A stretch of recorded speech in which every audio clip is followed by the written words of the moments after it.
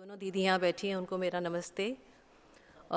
I must begin by thanking Dr. Gumashta for calling me here. And I'm eternally grateful to the entire committee who have made our stay, our arrivals, and our entire, living here so comfortable and so warm and welcoming. I don't have words to express my gratitude to you. But first and foremost, before I begin my paper, which I'm going to dedicate to Professor Nilanjana Pathak, my friend, philosopher, and guide, without whom I wouldn't have been here. And she's been my guiding light for the past many, many years. And when I think of her, I'm thinking of myself and the kind of work that I would do. I get lots of inspiration from her. So I'm going to begin my presentation on the Ramanandas of Galta.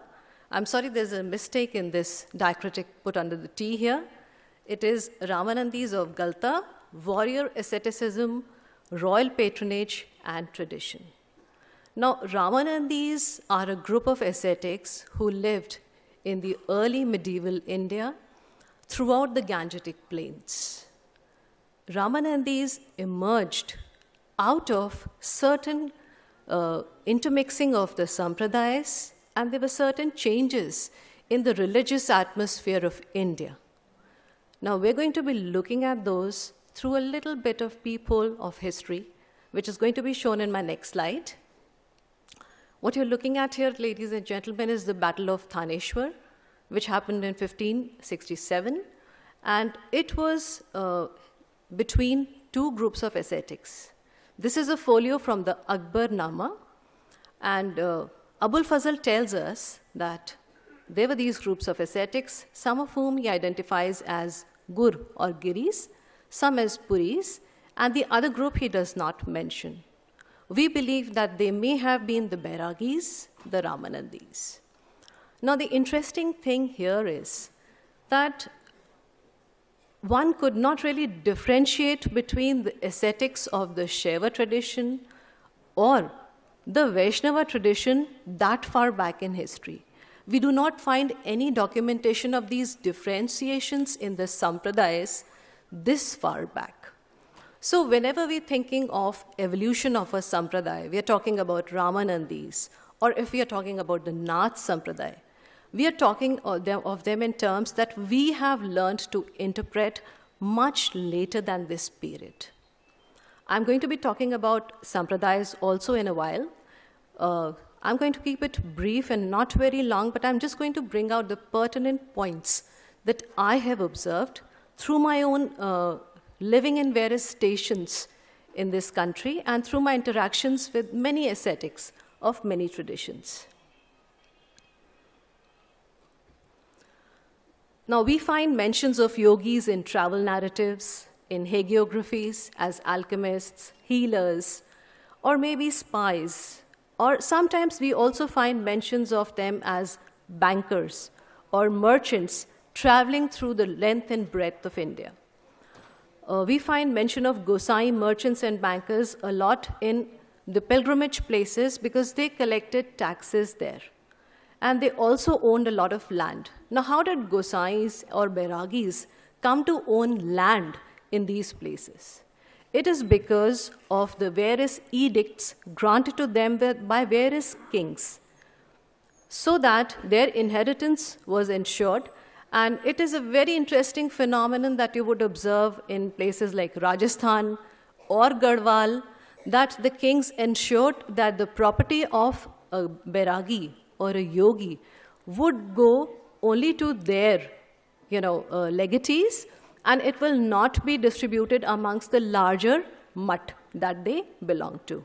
So in this manner, Gosais or Bairagis came to own a lot of property of their own. Now, what they did with that property is another matter, but this is a very, very clear indication that wherever you find yogis, you will find kings.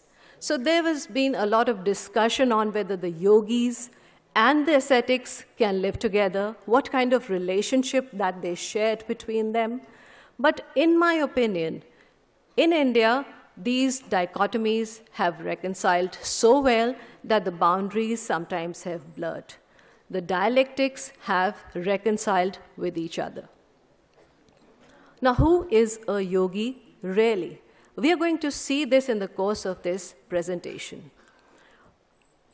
A lot of description of the Dashnami Sampradaya that Shankaracharya ji put together involves rituals and rites that belong both to Shaiva as well as the Vaishnava traditions. And therefore, we find that like the longitudes and the latitudes drawn on a globe, the lines between sampradayas have also blurred. You cannot say that a Shaiva ascetic does not worship Vishnu or a Vaishnava does not venerate the Shiv. Now, this is an interesting bit, and I must acknowledge that this idea was shared by my very learned colleague, Dr. Shankar Bharadwaj Khandavalli. He talked about the life cycle of sampradayas here. He said that no sampradaya exists in a vacuum. There's always an ecosystem of sampradayas which coexist. One sampradaya has a strong philosophy, a core of knowledge, its structure. It interacts with other sampradayas. So there's a lot of exchange of ideas, of traditions, and there are debates between sampradayas, which we've heard about in history. So a lot of intermixing of ideas happens between sampradayas, and this is how they evolve. It isn't as if the sampradayas are a static entity. They are like living organisms which breathe, which grow, and which also merge. Now, when a sampradaya becomes very powerful, when a sampradaya establishes itself through debate, through philosophical core of it, it tends to influence other things in the society. And the society also helps the sampradaya evolve. So when we see the Nath Sampradaya becoming powerful before the Ramanandis, we saw a lot of Nath influence in the daily, day-to-day routine of people's lives. When we see the Ramanandi Sampradaya becoming powerful, we see a wave of bhakti and of Ramanandi ways of life being adapted and adopted into the society. Now, if a Sampradaya loses out in debate to another one, what happens is it either regenerates itself by redefining itself or it wanes out. In this also, we see that a Sampradaya can exist at various levels. Its core is always made up of orthopraxy, where there is rigorous knowledge, formal structure. As we go out, a Sampradaya influences various traditions. So we have folk art, folklore, and as you go out of the core, there is no diminishing in the knowledge about the tradition. But yes, the practice also is rigorous, but the knowledge is preserved, but the structure might change a bit. So we cannot really say that a Sampradaya arose at a particular time or it waned off at a particular time, because it always continues to exist in some form or the other in a society. Now, of the Ramanandis, we get to know about their parchais, as the name indicates, their parichay, their hagiographies also. We are going to be talking about Galta ji. Galta ji is situated slightly away from Jaipur, and it is in a place that was called Amer. Now, you see a picture of a Ramanandi sadhu with an axe there.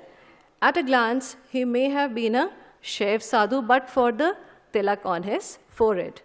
The Ramanandis follow the Sri Vaishnava tradition. They worship Sri Ramchandra ji through Sita ji, the Devi who lives along with Paratpar Purush Sri Ramji in Saket Lok, always. This is a picture of another Revasa Peeth where Sita Ramji is worshipped. This also belongs to the Ramanandis. This is a photo of the current Mathadish, Sri Avdeshacharya ji. Now, in the back of this group of people that you see, there is a Kirti Stambha of Ramanujacharya. Now, there has been some discussion on where the Ramanujacharyas, where the Ramanuji Ramanandis or the Ramanandis have held some differences of opinion, but that does not concern us in this paper. What I would like to instead talk about is, the the tutelary deity, the Bade Sitaramji in Jaipur. Now, in Jaipur, the Kachwaha Rajputs worship Sitaramji. Now, Sitaramji exists in the form of a Shaligram who was brought by Krishnadas Payohariji in 16th century. He brought it to the Kachwaha kingdom, installed the Sitaramji, Narsingji and Ganpati in the Galta Peeth in Amer.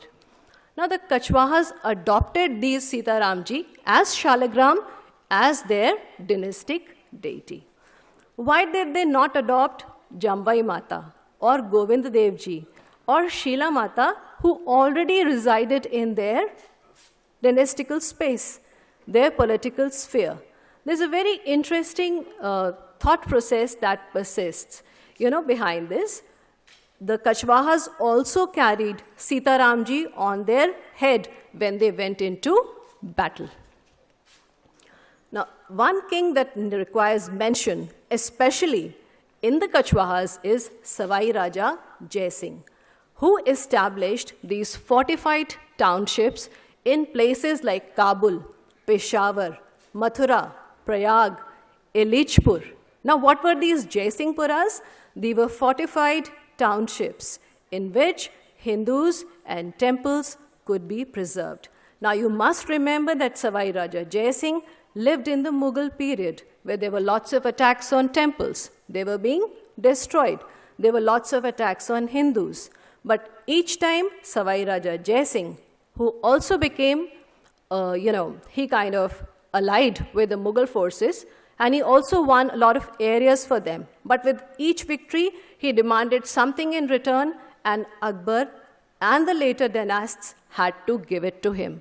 So he requested for spaces for Hindus. So whenever we talk about Rajput service to Mughal emperors, this aspect of Rajputs also has to be kept in mind, that this was a political alliance.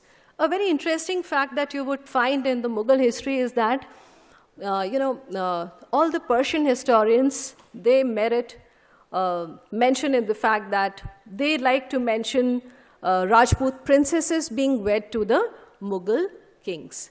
But it is strange, it is a very strange phenomenon that you'd hardly find any Rajput historian mentioning such marriages to the Mughal kings. Why was that? Now, this is a ponderable that I leave to the thinking public of the World Ramayana Conference to think about. Savai Raja Jai Singh. I talked about the Jai Singh Puras. This image that I'm showing you is from the Kapadwar collection of Raja Man Singh's archives in Jaipur. This is the earliest map of Ram Janmabhoomi in 1717 CE. This was one of the maps that decided the Ram Janmabhoomi case in favor of the Hindus, and this exists in the Kapadwar collection. The interesting thing is, Savai Raja Jai Singh had bought this land in 1717 CE. This was part of his Jai Singh Pura. This is another map which shows a courtyard and built structure, temple sites, Babri Masjid areas. He had bought this land also way back in 1717 CE. Something that hardly comes up in national media or international media.